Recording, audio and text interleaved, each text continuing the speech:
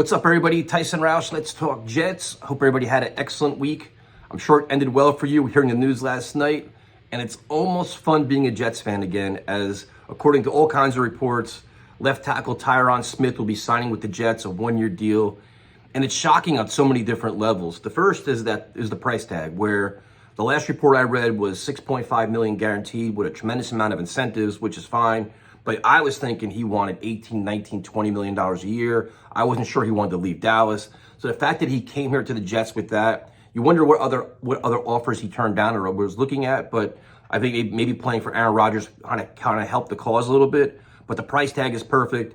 And then you look at what you're getting out of him is a very high-level left tackle that is going to solidify the left side of your line, which is desperately needed when you have Aaron Rodgers coming off an injury and you had all the problems you had last year. So you got to figure this having a player of this caliber actually improves your coaching staff, because it's another leader on the field, another communicator on the field that can hopefully clean up all the mess they had last year. So you look at him, you have John Simpson, you have Tippmann at center, AVT at right guard, you have Morgan Moses at right tackle. So Joe Douglas effectively replaced three starters with a financial responsibility where it's like he did it all responsibly, where you have 6.5 for Tyron, which hopefully goes up to whatever he earns. But you look at John Simpson was 2 years, I think 12 million with the chance to go up to 18 million. And Morgan Moses is making a lot either. It's 5.5. So while other teams were spending big, the Jets went about it a different way. And now whether this plays out or not, we have no idea. I mean, at this point, I'm embracing positivity and hope because all we have. And we know Morgan Moses as a player. He's a very good player. So I think at this point, you don't need to have an outstanding offensive line. You need to have an above average offensive line for the year. And then you have faith in your playmakers around. You have Breece Hall, you have Aaron Rodgers, you have Garrett Wilson, and you think good things can happen. So you got to give Joe Douglas credit. And then you look at what happens going forward. I think when you have a guy like Tyron Smith and Morgan Moses, you're going to have them on not a pitch count, but you got to have to manage their time. I read that the Cowboys did that with Smith, where towards the end of the season, he had, a lot of walkthrough days, less live drills. Morgan Moses did the same thing with the Ravens toward the end of the season, where they platooned him out, and but that's something that Saleh's done in the past.